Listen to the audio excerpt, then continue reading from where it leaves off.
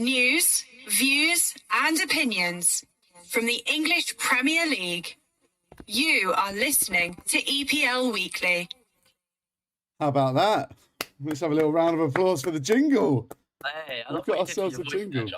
I have this insane ability to sort of throw my voice and do impressions, and also add delay and echo and reverb as well. Welcome along to the EPLW Gameweek 33 preview. Not many game weeks left, lads. It's the run-in. It is the run-in. With myself, Joe, Mus and Roz alongside us. Mus, how are you doing today, sir? Very well, thank you, Joe. Yeah, morning, everyone. Roz, welcome back. Suspicious absence last week. Heard you were planning a breakaway Premier League review show. Were you going to combine with like SPLW and La Liga W and like Bundesliga W and just... Yeah, that's it. But only lasted about 2 days. It's really sad, actually. Morning for it all week. We knew you'd come crawling back, but we'll take you with open arms. Appreciate it, lads. So, all right. Roz, how are you doing? Yeah, not too bad. All good. Enjoyed last night's game. I bet you two didn't. Loved it, mate. Loved every second of it. You wearing your knockoff Blackburn shirt today? I see. Trickery me this early. Nice. No, it's actually a historic kit. You know, the Millwall had a kit like this in the mid-90s, I think it was. Hang on, Millwall have a history today. Oh, okay. Anyway. History and tradition. Yeah, don't ask Florentino Perez about that. But... History and tradition. You're coming at me like I'm a Real Madrid fan. Minute one. Come on, calm down. Mate, right. Here are this week's fixtures. Roz is loving me already. Okay. So last night, Roz already mentioned Arsenal. They were flatter than one of my souffles when they came out of that game, weren't they? Lost 1-0 at the Emirates to Everton. Arteta giving the kids a little run out. We'll have a little chat about that. And then today, right, Liverpool Newcastle on BT Sport at 12:30. West Ham Chelsea at 5:30 on Sky Sports, followed by Sheffield United against Brighton at 8 o'clock. Then Sunday, the BBC, lucky again to get such a mammoth fixture as they always do. Wolves at home to Burnley at midday. Oh. Stick the kettle on. I'm going to have breakfast in bed for that one. Leeds Man United at 2 o'clock on Sky Sports. And Villa host West Brom in what is being billed as one of many Midlands derbies at 7 o'clock on BT Sport. Monday night football, absolute belter of a game. Leicester against Crystal Palace, 8 o'clock on Sky Sports. Mus, what is standing out to you there apart from the glaringly obvious awful performance from Arsenal last night? Well, to be honest, the first thought that came to mind was, after all these corruption scandals, hasn't the taxpayer suffered enough than to stick Wolves Burnley on BBC? Come on, give us a break, guys. I think the standout game is West Ham Chelsea. This early evening kickoff. I think that will be really telling and kind of a big indicator of who's going to finish in those top 4 spots. Yeah, worth noting as well, no game for City or Spurs because obviously Sunday afternoon is the EFL Cup final or the Carabao Cup final or whatever it's called. Will it even exist next year? Who knows? I mean, in my opinion, they should have both have been chucked out of that competition. Anyway, Roz, anything sticking out to you there, fixture-wise? Leeds Man United should be interesting. I reckon Leeds want revenge for that thrashing that they took. Well, they're probably not feeling too bad about it because, they got thrashed and then the press seemed to sort of laud them for it. Yeah, didn't they do well? They were so brave. They went to Old Trafford and they attacked. It's so refreshing to see a side get thrashed. You finally come on board to the Leeds chat. Nice. Okay. Brilliant. So you're looking forward to talking about that one. Be interesting, actually, because Leeds not really conceding as much as they were first half of the season. But I'm looking forward to talking about that one as well. But Villa West Brom is the one that sort of stands out to me, I guess. Villa taking a bit of a dip. West Brom, bit of an upsurge. we keep saying it every week. You know, it's now or never for Big Sam.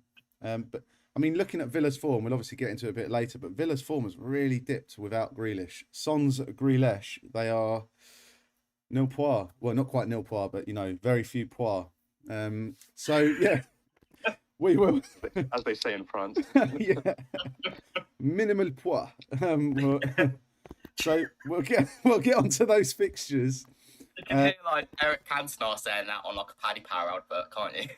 Yes, you could. Are there any other bookies you want to advertise while you're here, Roz? You know, begambleaware.org. When the fun stops, stop, and all that. We're going to preview all of those games now, and as we go along, we will make our predictions for the outcomes of them. But before all of that, let's see if Roz obtained his 2021 predictory victory last week as we take a look at our game week predictions, which Roz sent his in by fax, so he should be deducted points as a result of that because he was trying to form his breakaway podcast BS or whatever. So we're going to take a look at those predictions now. We'll run through them and I'll just find the correct tab. Here we go. Right, so Newcastle West Ham. Roz, you said 3-0 West Ham. Mercy said 1-1. And I said 3-2 to West Ham. It was, in fact, 3-2 to Newcastle. You guys went for Jay Lings and Callum Wilson, respectively. I went for Lingard as well. Joe Linton was man of the match. And Newcastle won 3-2. The Premier League, the gift that keeps on giving. Surprises. 0 points each, lads. Great start. Even Nostradamus wouldn't have called Joe Linton man of the match. Yeah, exactly. I mean, he would have been making the call about 700 years ago, though, so it's a bit unfair. But Wolves, Sheffield United was next. Roz, you said 2-1 Podence. Mus said 1-0 Podence. And I said 1-0 Cody. It was 1-0. William Jose registered his first goal for the Wanderers of Wolverhampton in a 1-0 victory. So 2 points for me, 2 points for Mus, 1 point for Roz. I'm liking how this is going, Mus. Arsenal Fulham. Roz said 3-1 Lacazette. Mus said 2-0 Martinelli. I said 3-0 Saka. It finished 1-1. And Danny Onions was named man of the match. Would you believe it? Daniel Ceballos. Ceballo being Spanish for onion. As you know, I'm very aware of, you know, different languages and stuff. I'm a multilingual polyglot, if you will. Ceballo is onion, so Danny Onions. Love that. I would have given man of the match to the VAR official, whoever that was, whoever let Nketiah's goal stand. Good old Arsenal, Super League, best in Europe Arsenal needed 8 added minutes to get a draw with a dubious goal, which should have been ruled offside for me. Yeah. Against 18th place Fulham. It was a bit of an annoying one, that definitely. Fulham probably deserved a bit more out of it. Anyway, none of us got any points for that. So Man United, Burnley. Roz, you said 2-0 Cavani. Mus, you said 1-1 Wood. You got Wood, didn't you, on that one? Yeah. And Joe, I said, that's me. Hi. I said 2-0 to Man United. Pogba man of the match. Because, you know, Pogba's late resurgence. But who turned up on the day? Mason Greenwood. Smashing it at the moment. Quietly coming into form. Trying to make a claim to get on the plane with Gareth. 3-1 to Man United, that finish. So 1 point for Roz, 0 points for Mus, and 1 point for me. Leeds, Liverpool. This is quite a funny one. Roz, you said 4-3 to Liverpool with Mo Salah. Mus, you said 3-2 to Liverpool with Mo Salah. And I said 3-2 to Leeds and Rafinha. It finished 1-1.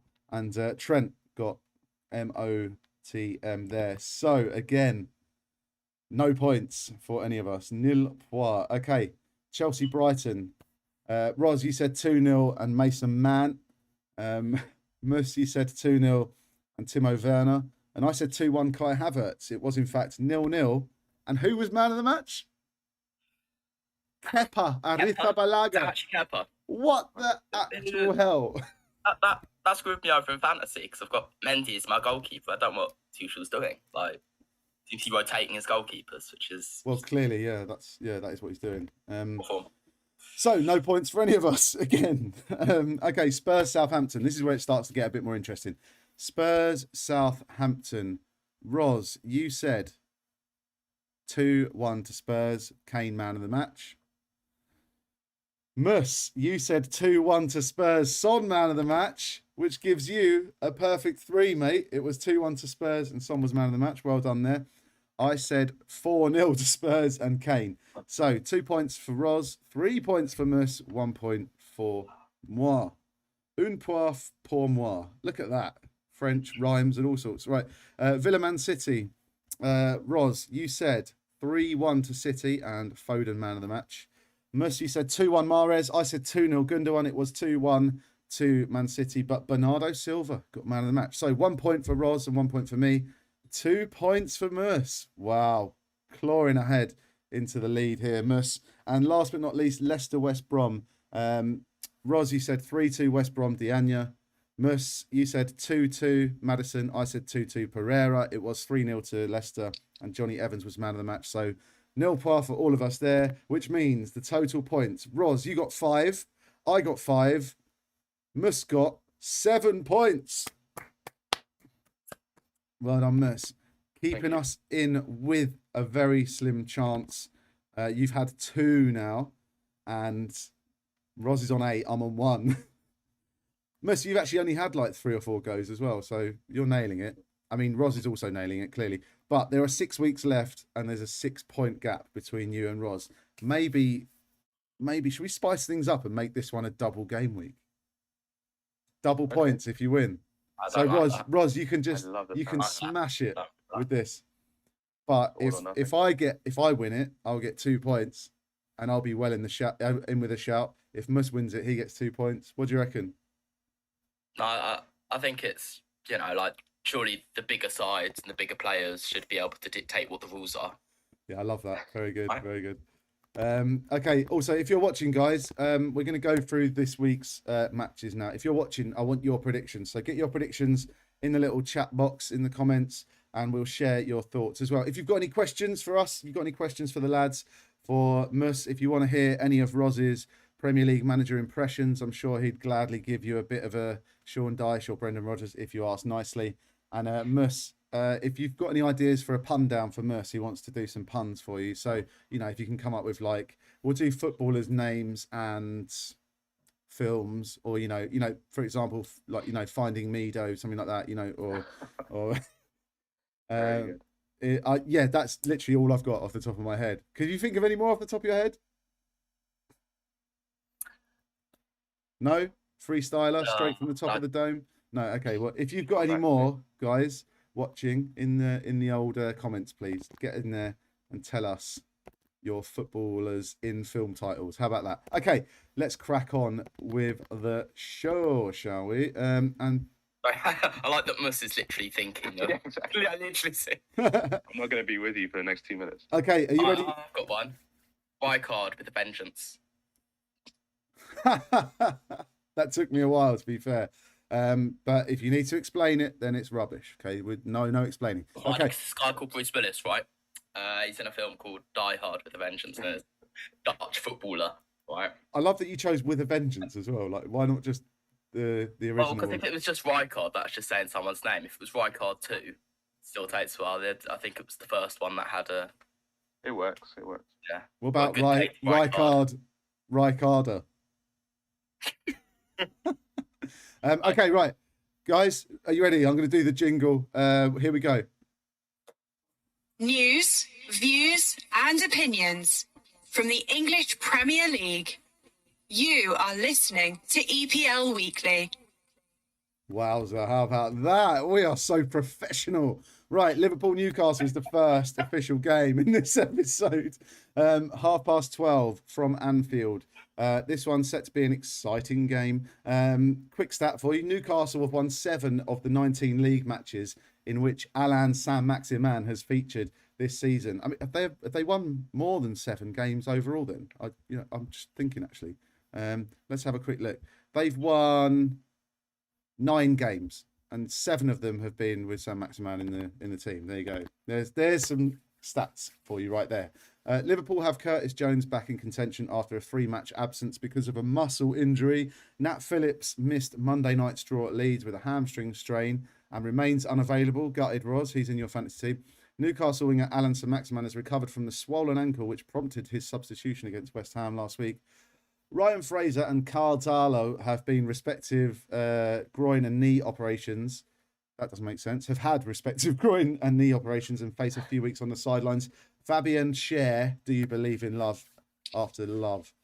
Is close to a comeback from a ruptured knee ligament, but Saturday's game may just come a little bit too soon. Guys, give me the rundown on this game. Mus, how did Liverpool take down the behemoth that is Newcastle United? If you listen carefully, you can hear the BT Sports archive team quickly putting together all the, the 4-3 fixtures and Stan Collymore wheeling away. Keegan. Kevin Keegan on the Yeah. It's like this game and the Leeds Man United game is like a gift to broadcasters. I think, to be honest, Newcastle are in better form, recent form, if you think about it. More free scoring than Liverpool, with Alan Saint-Maximin back and Callum Wilson back. Liverpool against Leeds, were like the tip of their season, hardly created any chances. The chances they do create, they were wasteful with them. I'm still going to go for a comfortable Liverpool victory, though. That's my prediction. Do you want my prediction now, or should I hold off? Well, you seem fit to burst, so give it to us now. Okay, I'm going to go. Wow, sorry, that was disgusting. Right, family show. Okay. I'm going to go 3-0 to Liverpool. Salah, man of the match. 3-0 to Liverpool. Still pushing that Salah agenda there, My Mus. FPL captain. I really need him to pull through for me. I think your loyalty to Egypt is holding you back in the predictions game and in the FPL, to be fair. But, that's completely up to you. I've personally gone 2-0 Liverpool, so I can't really say much. But my man of the match is Trent. Obviously. Obvious choice. Come on. Good shout. Banging it. Last few weeks, he has silenced his critics. He's playing for that place on the plane. He really wants to nail that shirt in the England squad. Will he do enough? Has he done enough? Who knows? If you're watching, get in the comments and let us know what you think of Trent Alexander-Arnold. Does he deserve to go to the Euros? And also give us your prediction for this game, as Roz is about to do. But Roz, first of all, I'm going to ask you the question that I always ask you. Given the current situation, what is a good season for Liverpool right now? Well, Joe, if you look at the table, and say you'd asked me, I don't know, 3 or 4 weeks ago, you'd say actually it's a pretty long shot. Sorry, mate. I was just. Your barn all right there? I was looking at the table. Oh, that's hilarious. Yeah. Just showing off your new Barnet. Very good. Nice. Cheers. Yeah, short back and sides. Classic. If you look at the table now, so like 3 or 4 weeks ago, you'd say it's actually a long shot for them to get into Europe, and Champions League was probably their best shot. They're now out of the Champions League, but there are 3 points between 4th and 8th, I believe. I believe. Yeah, so Everton, after that win last night, 52 points, 32 games played in 8th. And then Chelsea, 32 points for 55. Sorry, 32 games played as well, but 55 points. Liverpool on 53. So every side could finish after this game week in the top 4. Every side? Yeah, every side. What, even? No, Sheffield United have been relegated. The top 8 are the only ones that matter. Really, the top 6 are the only ones that matter, aren't they? Screw the rest of the sides. Exactly. But no, in those positions, they can all finish there, which is incredible. Arsenal can't, but, they never could. So actually, I'm going to go with Mus. I think there's that extra incentive for Liverpool to really have a good finish for the season. They've actually got quite a favourable run in. Saying that, Newcastle seem to always prove the doubters wrong when everyone's sort of going against them. They're getting results. Like, who saw that West Ham result coming? Unbelievable, Jeff. But I'm still going for Liverpool. I'm still going for 2-0. No. No, you've said it. You said it. Also, you said you're going to go with Mus. And he said 3-0, but you're actually going with me. No, it's in the result, not the score. Yeah, but I said 2-0, so you're going with me. But again, it's only the top sides that matter, and you're sort of like one of those bottom feeder clubs that, not worth. Cool. So, know. all right, mate. Yeah. This is what it's like when someone who's not used to winning is winning. By the way, Mus, it's a bad winner. Gloating. Goes to their head. Yeah, goes to their head. Mate, I do it so often, I can't be bad at it. Plenty of practice. I'm going to go for 2-1 Liverpool. My man of match is going to be Diogo Jota. Because, like, 2-0 Liverpool. 2-0 Liverpool, was it? 2-1. 2-0 is what you said first, so I'll take that. And Jota man of the match. Same as you. Interesting. You don't want to gamble. You don't want to sort of, go for it a bit. Mate, what is it with the gambling? You keep pushing gambling. Have you got a deal with Paddy Power or something? Incidentally, Joe, the odds on Liverpool 2-1 is 11-4. You can bet now at rozbookies.com. Wow, imagine if Roz had a bookies. Oh. No, just me. All right. Okay. No punchline for that one. Okay, there's our predictions. Busy comments section today. So I'm just going to leave it for a bit, because I'll just try and pick something out in a bit because the comments are just flying in. So we better watch out for that one. Let's go to our next match, shall we? Actually, do you know what? Before we go to our next match, let's talk about the absolute shit show that was Arsenal last night. Let's do that. Mus, Arsenal season ticket holder. Were you at the Emirates last night protesting, throwing flares around and getting really drunk protesting? Well, I was there in spirit. I was actually playing football. What spirit? I support the sentiment. You support the sentiment, what, of getting drunk and letting off fireworks? Well, that's going to show them, isn't it? I mean, I think it's like commendable the fact that people, turned up in such large numbers to protest against the ownership. And I agree. I think I agree with Ian Wright. I agree with the fans. I don't think the Kroenke reign has been particularly glorious, and it's probably come into its natural conclusion. But in terms of the game, it was just atrocious. Arsenal season's gonna peter out like Captain Hook. They barely pulled a point out of the fire against Fulham last week, and then losing yesterday. The injuries as well. Lacazette out on top of the Tierney and Louise, like long-term injuries, the Aubameyang illness. I just don't. It leaves me with no hope for the Villarreal game in the week.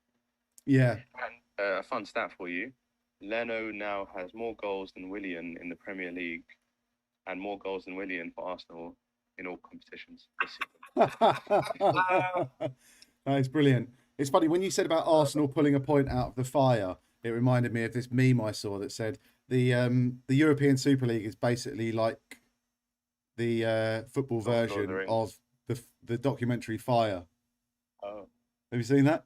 Oh, you mean the Fire Festival? Yeah, Fire Festival. That was it. Yeah, who was it who set that up? It was I can't remember. Anyway, someone famous. I've seen the clips and stuff. Yeah, I know Ja Rule was involved. That's it, Ja Rule and Florentino Perez. Florentino Perez was Ja Rule. Yeah.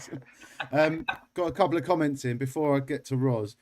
Jack is in the comments. Hello, Jack, Patreon. Hello, morning, chaps. He says, good morning to you, sir. How are you? He says 3-0 Liverpool and Salah. Interesting. Kind of going with Mus there completely. And Andrew is also in the chat. Hello, Andrew. How you doing? Another Patreon. Wow, you guys. It's lovely to see you both. Did you hear the jingle? Tell us if you heard the jingle and what you think of it. Andrew says, are you ready, guys? And I don't know if he's just here to stir it up a bit, but he's saying 1-0 Newcastle. Ooh, big Yeah, shout. I can see it happening. Obviously, I can't see it happening more than Liverpool win, otherwise would have gone for that. But yeah, Newcastle seem to be digging these results out when everything about them. It's kind of like Peter Crouch, seeing like the James Corden thing where it's like, when I look at you, Peter Crouch, everything about you tells me you should be rubbish at football. Peter Crouch's touch, his sort of bicycle kicks, like unbelievable player. But Newcastle are a bit like that. You look at them and you go, how are you picking up these results? How is Steve Bruce outsmarting these managers? And they're just getting these results. So it's not totally crazy shout that 1-0 Newcastle. Fair dues. Go on, Mus. Sorry. No, I was just going to say it would be good to hear what Andrew and Jack think of the jingle as well. That's Yes. their investment. Well, Yeah, exactly. Yeah. We believe it or not, we paid someone to do that. Yeah, £500 cash. Yeah, so basically, Andrew and Jack, your subscriptions for the next 4 years are going to pay for that jingle. So brilliant. Thank you so much, guys. We love you. Right, okay. While we wait for those guys to come back on those comments, Roz. while we do that, can I come back with my film pun? Oh, have you got he's one? got one. Go on. Better be good. Hang How on. about Hang on. That's 22 minutes. That's taking. I took about 22 seconds myself. You're meant to be the pumpkin. My downfall is that I don't actually know too many films. Not much. Oh. How about Some Like It, Jota? Nice, like that. Very good, very good, very good, very good. What about the David Matrix? Is that any? No. No. You're Okay. putting it out the bag today, Joe. Showing me up. Jack and Andrew and anyone else who's watching as well, get in the comments. Give us your footballers in film titles. The best one we've had so far is clearly Finding Mido. You know, that just can't be beaten yet. We need something to beat that. So get in the comments and let us know. Right, Roz, let's get back on track. We've derailed big time here. Get us back on track and get us back moaning about Arsenal. Come on, let's do it. It's what everyone loves. Every football fan loves the most. I've got 2 things that I can't took from the game because I don't think there's anything you can What, really were you take. there? So how did you take stuff? Huh? How did you take stuff from the game if you weren't there? It's good. Well done. You're right there, mate. Have Firstly, you lost your like train of the thought a guy- bit? You're right there.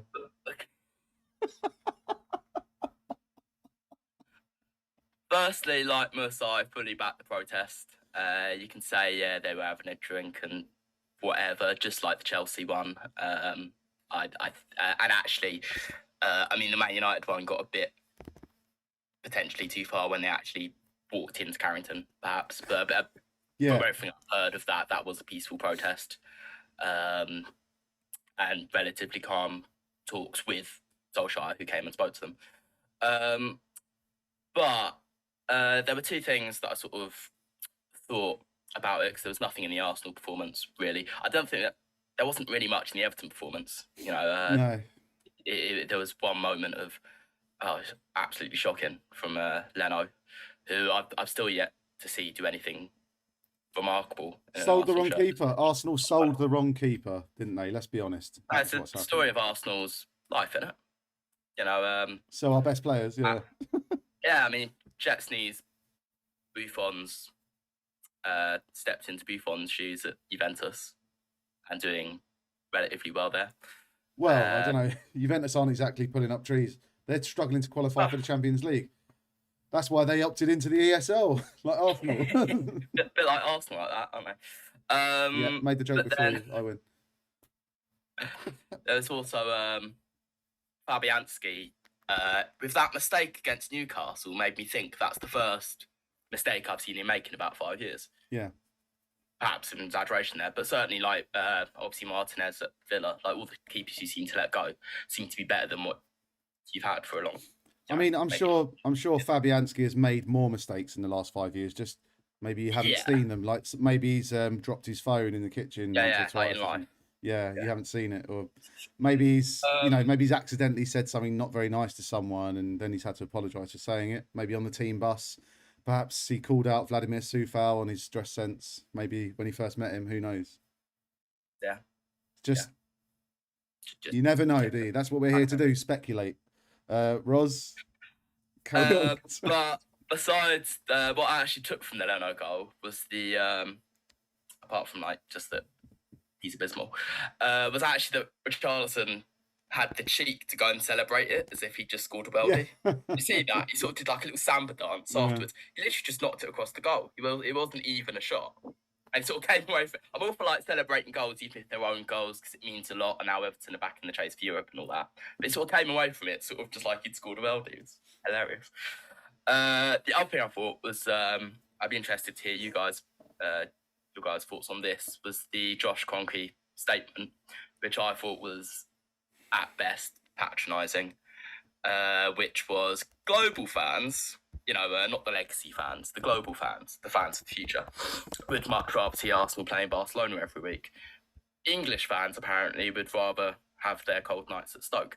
Now, what that really made me think of, and I think it's just a sort of cultural difference in, it made me think of, there's a Gary Lineker interview where he was talking about playing for Barcelona. Yeah. And how if you score an away goal in Spain, then you can hear a pin drop because the fan bases don't really travel to away games. It's very much about sort of the home atmosphere.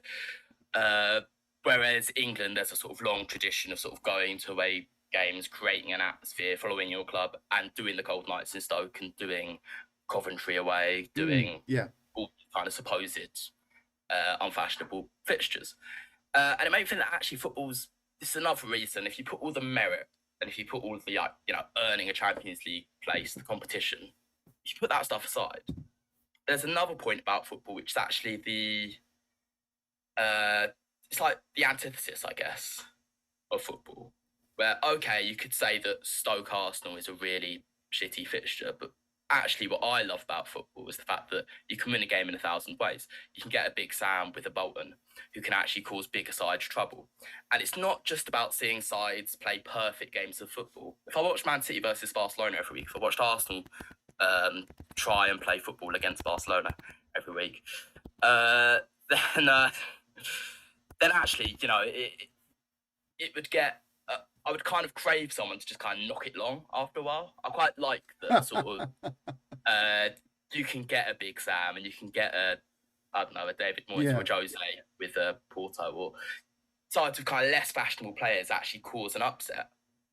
Because it doesn't matter how much you're being paid and it doesn't matter how technically good you are, you can knock it long to Andy Carroll on his noggin and win a game of football. So I think that's something that really feels like an English thing to me. I don't know if that's true or not. But quickly, maybe Andrew. Thing in Spain is Andrew's in the comments. He said, "Money well spent on the jingle." So thanks, Andrew. Thanks for your investment and thank you for your blessings. Roz, so what you're saying essentially, I'll try and wrap it up into a little sort of tweet. What do we think of Josh Kroenke's statement? You disagree with the ESL because it would be sanitised football and it wouldn't have the diversity, aside from all of the merit stuff that we discussed last week. Yeah. Besides the merit stuff, there's actually a lot in a Stoke game. Yeah. There's a lot in... and actually, there's also quite a lot in seeing a side thrash someone from time to time. Wouldn't it be horrible if you never saw Arsenal win 5-0 again? Well, I don't think I will. I mean, that happened for a while, but... Surely as a Man City fan, you enjoy the games where you're beating your left sides 5-6-0. Mus, what do you reckon then? What do you make of the Kroenke statement? Firstly, singing in the Rainer. The Josh statement, I mean, I think that whole Zoom call, I just saw the tweets from it. It sounded like an absolute horror show, really.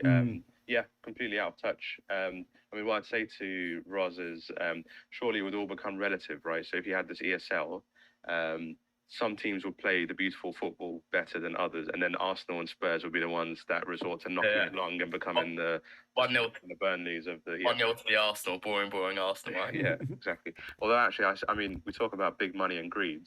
Roz has done 2 adverts so far while we've been on air for bookies, and I see you've got a Sports Direct mug there, Roz. What's going on? So you sold out. I'll tell you what it is. Mike Ashley must be starting an online bookmaker, and he's like Sports Direct betting or something. Yeah. Okay. I'm gonna be like Rio Ferdinand. I'm gonna condemn all this venture capitalism, but I'm actually, backing my best mate Mike Ashley. Fair enough. No, you know what it is, Mus? It fits the most coffee into a month, and this show tends to go on for a while. Yeah, so. Fair enough. Okay, before we move on, Alison Wonderland, a comment from Andrew. Completely agree regarding the Super League. At least it's nice to see the football world so united for a change. Thoughts on Ed Woodward and whether he knew? It's a toss for me. Absolute scum. I love that. Well, great response. Your thoughts on Ed Woodward, on the view? You know, this like lovely, beautifully crafted question from one of our viewers. And you're like, oh, he's a tosser, mate.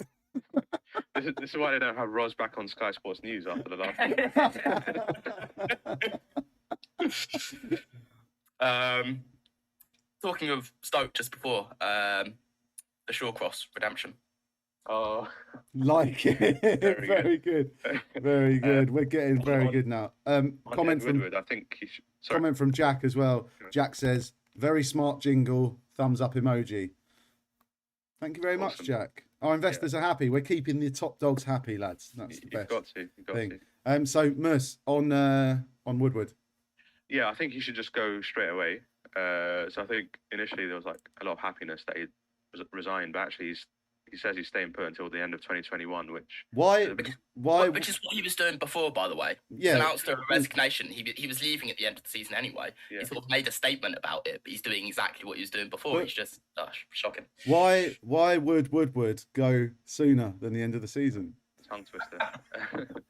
I mean, but firstly, Would go before? Like, why would Woodward go sooner than the end of the season? I mean, I guess it means he oversees another transfer window, so that's like one kind of meaningful thing. But perhaps they're trying to just like manage the share price or something by not shocking the markets too much. But have you seen he's clearly been briefing the press that he resigned because he was unhappy with the Glazers signing.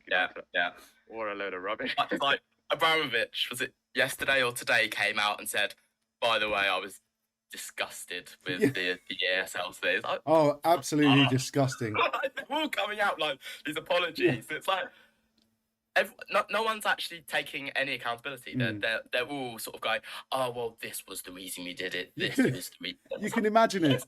You can imagine like Abramovich and Florentino Perez on like a Zoom call, like each on their super yachts or whatever, like moored in the Bay of Biscay or whatever, and just being like Perez being like, Roman, this is going to make you a lot of money, about 350 million a year.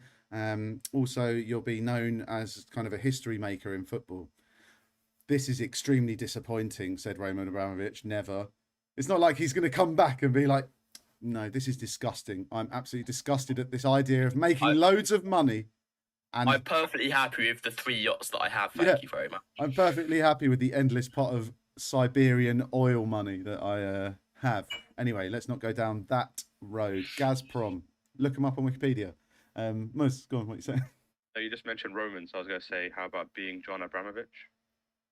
Yeah, that kind of works. What about being John Milinkovic-Savic? Hey. Maybe. I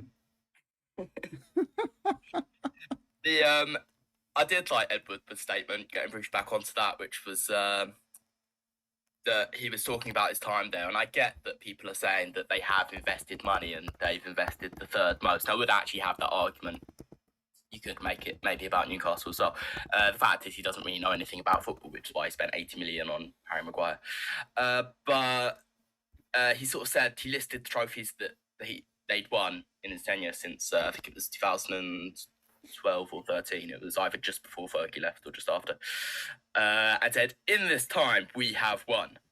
And do you remember when Liverpool won the Mickey Mouse treble? Yep. Remember that? Yeah. 2001 was it, where there was, I've won the treble, and it was like the Europa League, the League Cup, and the FA Cup. That's what he said. He said, you know, in my time at Man United, we've invested a lot of money. We've seen the team grow under Solskjaer, and we've also won these trophies.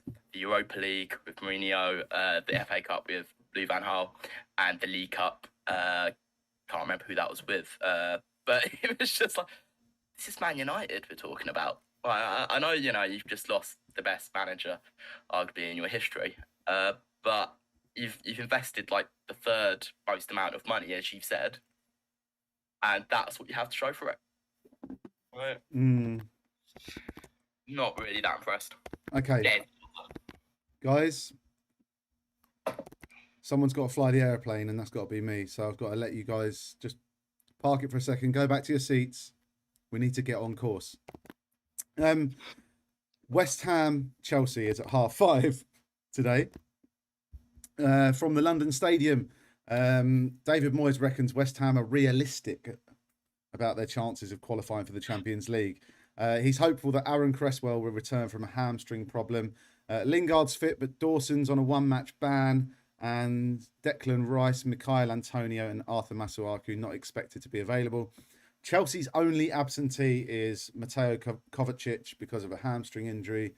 And head coach Tommy Tuchel has confirmed, you'll be glad to hear this one, Roz, that goalkeeper Edouard Mendy will be recalled to the starting lineup. I'm not happy to hear that because I've just transferred him out. That's really pissed me off. Big game in terms of the top four, lads, isn't it? Huge. Absolutely huge. And they all kind of are at this point. But Tuchel sort of came out with sort of the same excuse as Arteta, which was that the crowd trouble outside really affected them. With Chelsea not being able, they had to delay the kickoff and all that. Petr Cech came out and started screaming at Chelsea fans, which wasn't good to see. But yeah, no, I just thought it's just such an excuse not being able to score against, a well-organised Brighton side. But actually to say that disrupted professional footballers enough to not be able to kind of to score any goals against a team like Brighton. Yeah. It wasn't particularly good form. But I think they are probably going to win this. Moyes has sort of changed his tune a bit, hasn't he? About 2 weeks ago, he was saying, there's no reason we can't get Europe. I fully expect, we're in a very good place to do it. And, yeah. Talking of changing his tune, Roz, a couple of weeks ago, he was kind of la la la la la la la la la la la la. What is he now?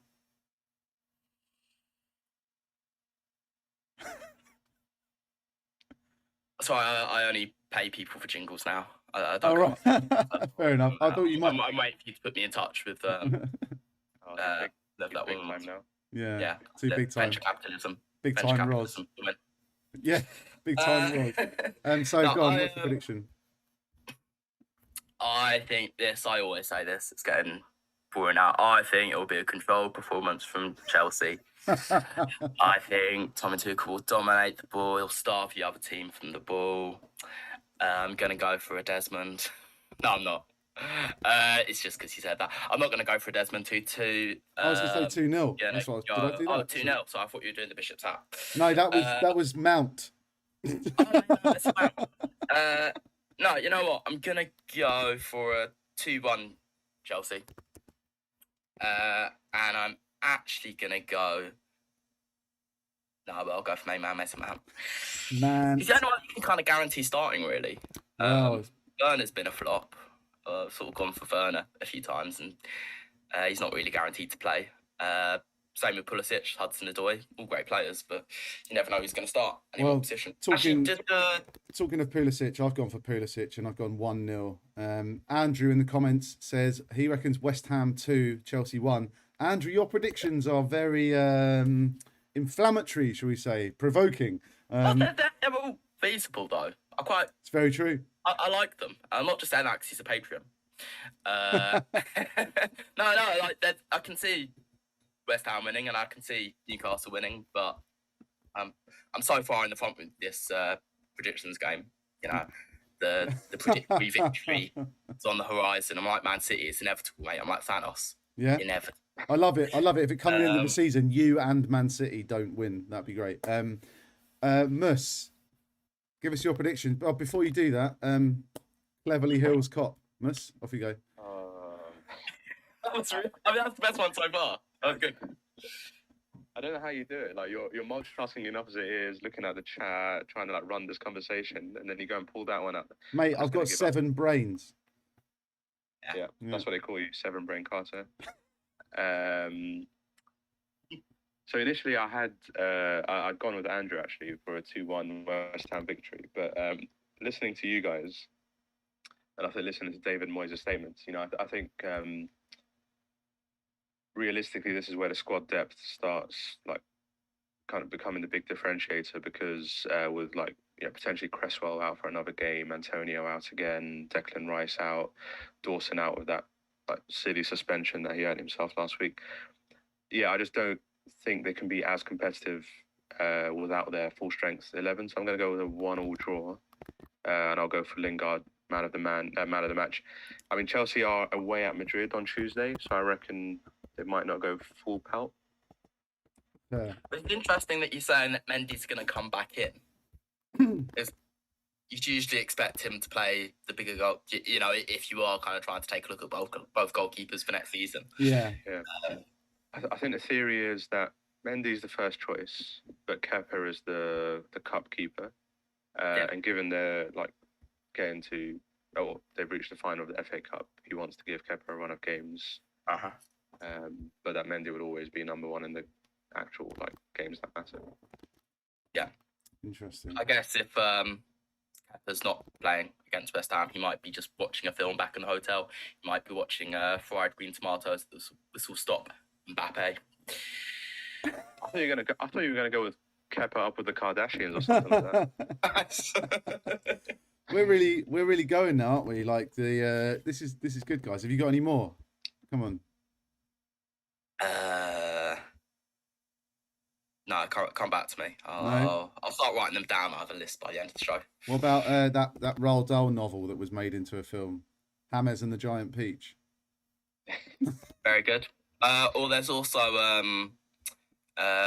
Richard Harris's last film in the Harry Potter series, which was Harry Potter and the Chambers of Secrets.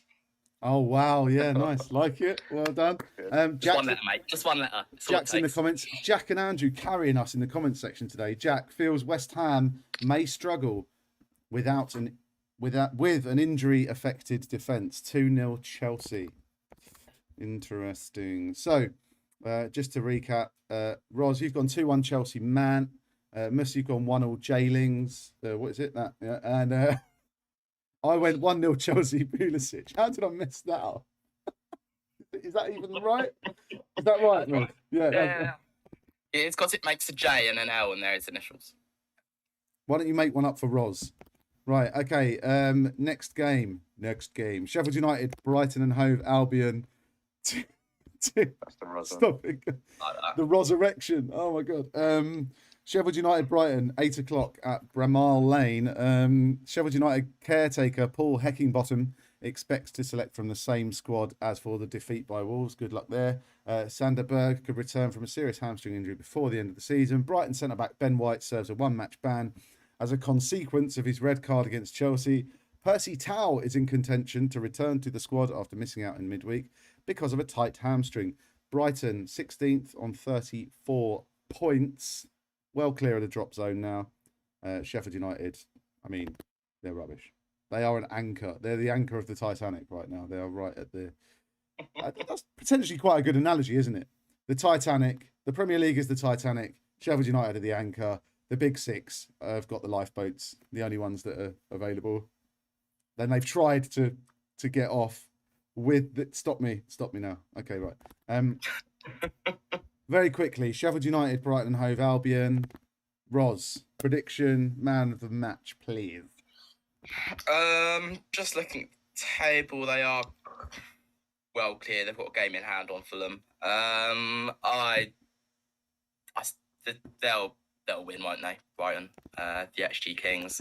I'm gonna go for 1-0 Brighton. It'll be a set piece, one of the big lads. Let's go for Lewis Dunk. I knew you were going to say that, mate. It's very close to my prediction. I said 2-0 Brighton. Lewis slam dunk the funk. Mus? I've gone 2-0 Brighton as well, but I've gone with Danny Welbeck. Oh, that guy Welbs. Okay, Welbeck. Okay, let's move on then to Wolves Burnley quickly. Quick predictions. Quick one on Danny Welbeck. Can I just sum up the Arsenal fan base? I've been to two Arsenal games. Two Arsenal games in my life. Went to one with Joe. It's a Europa League game against AC Milan. I think Welbeck scored 2 goals. This sums up the Arsenal fan base. Like, silent, you could hear a pin drop. Milan fans, like, nattering away. Welbeck scored 2 goals. This old Arsenal fan in front of us scores his second. He just turns to his mate and goes, Still shit. Oh, well, there you That's go. all. That one person sums up millions of people. Okay, Wolves Burnley is our next prediction for Sunday midday at Molineux. Wolves remain without Ruben Neves, who's continuing to self-isolate after testing positive for the good old COVID. Pedro Neto, Raul Jimenez, Johnny and Marcel are also still sidelined. Nick Pope is expected to be available for Burnley after recovering from a shoulder problem. Ashley Barnes has returned to training, but this game comes too soon for him. What a tease. While Kevin Long and Robbie Brady are ruled out. Guys, Burnley vying to compete a top flight double against Wolves for the first time since 1956-57 season. Wolves have won just one of the past 9 league meetings between the two. 4 draws, 4 Burnley wins. Is it all about Burnley, Mus? Joe, you're trying your hardest to make this interesting, but I'm going to have to self-isolate if I'm forced to watch this game. It's I'm calling it El Jurassico. 2 teams playing prehistoric football. It's going to be 0-0. It's got 0-0 written all over it. Okay, and who's your man of the match then in the 0-0? I don't know, the referee. The ref. Okay, well that's the first thing he said. Okay, Roz, what are you going for, Roz? I'm gonna throw a spanner in the works here. This is what I said about. Oh, we've all seen Fulham's fixtures. They are dire for a team that really need points quickly. Obsessed with Fulham. For a team that doesn't seem to be able to score enough to win a game of football. They're playing good football, but what I will say, even though they can't get a result, on the 10th of May, Monday Night Football, Fulham Burnley. Now I believe, just double check this. If my calculations are correct. I believe, Just checking even he's though working Burnley out. do have a game in hand on them, but Burnley can lose to anyone on their day. They're only 6 points in front. If Fulham win that game, they're 3 points in front. With a game in hand, they might lose. So that only takes 1 game week in the, what else we've got left, 6 remaining, for Burnley to lose and Fulham to win. Burnley aren't safe yet. I sense you're really trying to like but they're really not. drag a narrative out of the mud here. It's like it's like my wellies at Glastonbury 2009, mate. I just had to leave them. They're gone. I had to go and buy some new ones. Roz, leave it. It's over. They're going down. Okay. I know you love Fulham and you love Scott Parker and all that, but it's going down. Anyway, Andrew in the comments says Wolves 0-0 Burnley.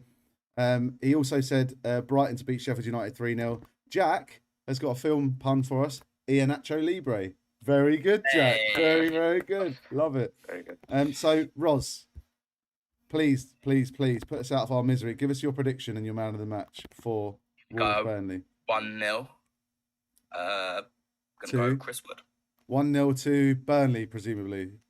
If you're It's not going to be a Chris Wood own goal. Well, I mean, he wouldn't get man of the match for an own goal now, would he? Right.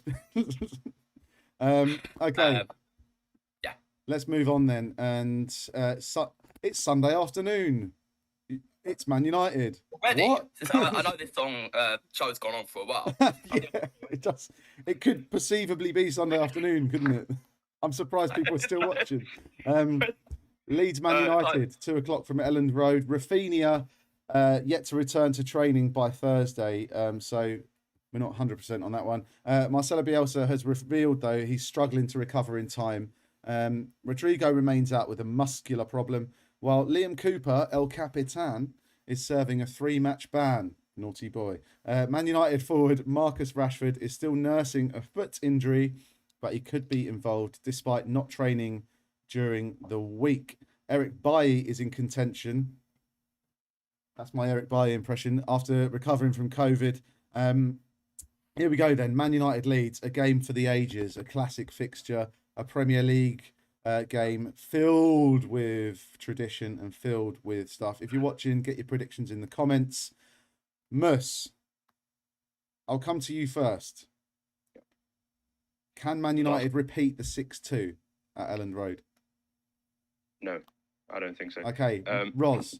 No, go on. Sorry, carry on. I was going to say the last goodbye but I'm not sure if that's a film or a song. I'll go with Rashford v Ferrari just to play it safe. Good film on Amazon Prime. Check out. No, I think Leeds are defensively more solid than the reverse fixture than they were in the reverse fixture. But I think they'll miss some of the attacking thrusts that Rafinha brings. So I reckon it'll be a Man United win. I've gone for a 2-0 away victory. Interesting. And who's your man of the match? I'm going to go with Fernandes. Bruno Fernandes. Bruno. Okay. Interesting. Just going to, you might regret that after I say this. Leeds have gone 5 games unbeaten, haven't they? And they've taken points off of teams like Chelsea, Man City and Liverpool in that time. Man United are on a good run themselves, though. Roz, I think it's going to be a lot closer than that. I know you're back in United, but Roz, can we get an unbiased and fair, straight down the middle opinion of how this match is going to go? It must have been too complimentary to Man United, and you come to me for some balance. I'm giving you a chance. I'm offering you redemption to the Weeple. They will look up to you. I've got a confession, which I think Andrew put in the comments earlier, that the one good thing about this European Super League bollocks is that it's kind of united football fans in a way that we've kind of never seen. Stephen Fry also tweeted, Norwich City fan, that what these guys have done is they've managed to do what politicians haven't been able to do throughout the pandemic, which is actually unite a people in this country and sort of get people all pulling in the same direction. But I would. Sorry. Just checking your phone there. My confession is that I cheered Leeds United goal. Yes, you did. We were watching that game, weren't we? Yeah. On Zoom. I actually was happy. So it goes to show that when they scored against Liverpool, obviously, it actually goes to show that despite all of my unrivaled hatred for Leeds United, if there is a bigger picture, I can see it. But there isn't in this game. I think it'll be an absolute roasting, and I think the press will come out and say, "Oh, weren't Leeds brilliant?" I think the Liam Cooper's going to be a big miss. I don't. Maybe someone can help me out on this. I don't believe he's. Actually, no. I think he was injured at the beginning of the season. I was going to say I don't think he's missed a game. He certainly had a very long run of games and played in their recent good form in all those fixtures. But if you actually look at the centre halves that they've got besides Liam Cooper, Robin Koch is one of the worst 10 million plus signings I've ever seen in the league. Came from a good side in the Bundesliga. Is it Freiburg or something like that? Like a fairly decent outfit. And I think it's like comedy of errors. Alan Hansen would have had an absolute field day with this centre half. He'll probably step in.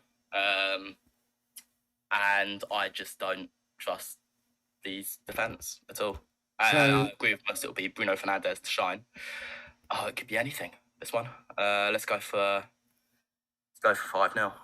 5-0 to Manchester United, and Bruno as your man of the match. Interesting. In the comments, Andrew has gone for 4-1 United, which is what I have gone for as well. And I've put my man of the match as Paul Pogba. Not Eric Bailly. Sorry? Not Eric Bailly.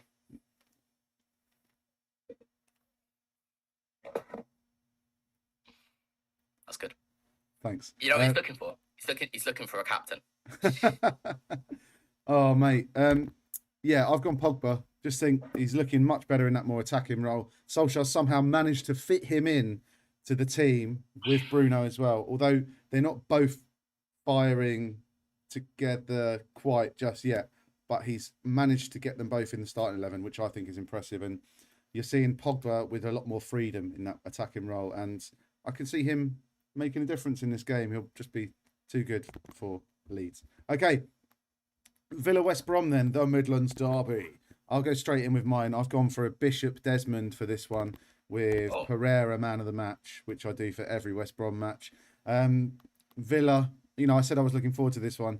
Villa, Sons, Grealish, very few poir, as we said, minimal poir. West Brom on the upsurge, as we like to say. Surge being a French name, of course. West Brom 7 points from safety, 6 games to go. Can they do it? No. You just turned into Chris Talent for a bit there. But we don't want to give you that. In my hand right now is a check for £32,000.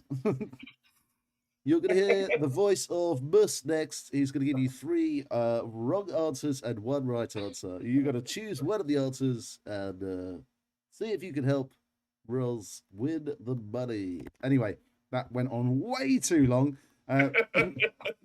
Dean Smith says Wesley could be involved for the first time since his knee injury on New Year's Day 2020. Matty Cash is banned, and Jack Grealish, Morgan Sanson, and Trezeguet remain out. Snodgrass is still sidelined with a back problem for West Brom, and Ivanovic still out with a hamstring tear, but the Baggies have no reported new injuries. Having named an unchanged starting 11 in the past 2 matches, looking for a bit of consistency. Allardyce looking for his 10th Premier League victory over Aston Villa as manager. Roz, will he get it? No. Okay, so no, what's your prediction? Who's your man of the match? I'm going to go for a 1-1, and I'm going to go for... Let's go for Robinson. He's been pretty good form lately. Okay, Robinson. Mus? Yeah, so before I give you my prediction, just a word on the Aston Villa's performance against Man City. I don't know if you guys watched that, but you mentioned Matty Cash is out, suspended. He had an absolute torrid time against Foden. Foden absolutely pocketed him like he was walking away from an ATM. Yeah, I was watching it thinking, Foden was leaving cash behind at will, like inheritance money. I could go on. I like what's happened there is you've written one and gone, I can do better than that. I've got one. Oh, but they're both too good to leave out, so I'm going to... I'll be on it. Love it. You're wrong, Roz. I've written both down. Yeah.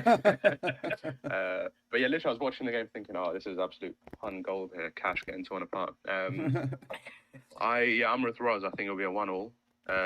And I've gone for John McGinn as man of the match. Good shout, actually. McGinn has stepped up finally.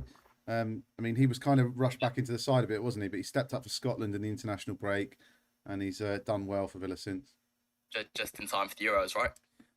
Just in time for the just Euros. Lost the manager, so it's now all on Scotland for the other UK side to do well. Yes. Oh, Jack in the comments, his prediction for United, 2-1 to Man United, last minute winner from Greenwood. Surprising none of us went for Greenwood, actually, man of the match there. Andrew says, very decent Chris Tarrant impression, to be fair. Michael Sheen is looking over his shoulder. Thank you, Andrew. We want Tony Blair next. Education. It's all about the sort of eyebrows, isn't it? Education. No. Andrew also said Aston Villa 2, West Brom 0.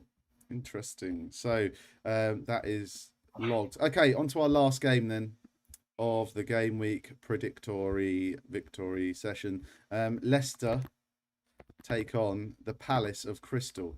Now, I don't have any team news yet because this is Monday night. What I can tell you is, though, if you look up indifferent in the dictionary, you'll just see a picture of the last 6 games played by these two teams. I mean, Leicester have won 3, lost 2, drawn 1. Palace have won 1, lost 2, drawn 3. They're all over the place. The lot of them, I tell you. Who wins this game is surely Leicester, isn't it? Traditionally before Rodgers came in, this was a game that Palace won. But Rodgers, it was one of those games that he kind of turned around and kind of made it one of those, standard we win, and that's how Rodgers kind of took them up to that level. The return fixture, let me have a look. The return fixture was 1-1, Zaha and Barnes getting on the score sheet. Roz, how do you see this one panning out? Well, having said that, I love antithesis and I love that there are 1,000 different ways to win a football match. A way that I don't appreciate is Crystal Palace's. I like sort of knocking it long, sort of getting stuck in, but I'm so bored of Crystal Palace in the Premier League. Every game, they just suck the life out of it. Yeah. And they always are sort of safe with a good 3 or 4 games to go. If you look at all the sides in the playoffs and the Championship at the moment, and the 2 sides that are going up in Norwich, Watford, Brentford, Bournemouth, Swansea, and even Barnsley, they're all playing very good football. And I would love Palace next season to get relegated just to see more of those sides in the Prem. But I think this will be comprehensive for Leicester. I don't think Palace have anything about them, really. I'm going to go for James Maddison, man of the match, and I'm going to go for a 3-0. 3-0, that's exactly what I said, but I've gone for Jamie Vardy. He's back back at the party, if you like. Finally got back on the squad. Did you see his shot? Who did they dispatch? West Brom. Midweek. That's right. Did you see Jamie Vardy try and score against Sam Johnson from the halfway line? Yeah. If you want to know that Jamie Vardy's back, the audacity of it, he just ran onto a ball, had plenty of space to run into. They'd won the game already, so it's just like, I'll just have a shot. Went well wide, but it's just like the arrogance to do that. I love it. Andrew's going 3-1 to Leicester in the comments. Mus, give us your prediction and your man of the match. After this, Slumdog Millionaire. Strong. Well, so sensing a trend here with Chris Tarrant, Slumdog Millionaire. Yeah. Very good. I'm going to go Leicester 2-0, Jamie Vardy man of the match. And hopefully he will reprise his Eagle celebration after he smashes one in the top banjo. Great. Okay, well, that completes all of our predictions. And just like the Wizard of Ozil, that was an awful link. I'm going to go through them now, and we'll quickly round them up, and then we'll say a quick goodbye. But it won't be for long because we'll be back tomorrow for the show. So here we go. Liverpool Newcastle, Roz said 2-0 Jota, Mus 3-0 Salah, me 2-0 Trent. West Ham Chelsea, Roz 1-2 Mount, Mus 1-1 Lingard, that is. Joe 0-1 Pulisic. Sheffield United Brighton, Roz said 0-1 Dunk, Mus said 0-2 Welbeck, Joe said 0-2 Dunk. Wolves Burnley, Roz said 0-1 Wood, Mus said 0-0 the ref, Joe said 1-2 Wood. Leeds Man United, Roz said 0-5 Bruno, Mus said 0-2 Bruno, Joe said 1-4 Pogba. Villa West Brom, Roz said 1-1 Robinson, Mus said 1-1 McGinn, Joe said Bishop Desmond Pereira. Leicester Crystal Palace, Roz said 3-0 Madison, Mus said 2-0 Vardy, Joe said 3-0 Vardy. There we go. And getting all of our EPLW colloquialisms into there as well without losing track. Thank you for watching and listening in the comments. Very much thank you to our patrons, Andrew and Jack. You can follow us on Twitter at EPLW Pod. And if you've enjoyed this, click the subscribe button, allow notifications so you can join us for all the bants next time. Mus, thank you very much for joining. Cheers, Joe. Thank you. Roz, Pleasure. thank you very much for joining us. No worries, man. I'm just going to go and watch In Club Bruges. Oh, very good. Love it. See you in a bit.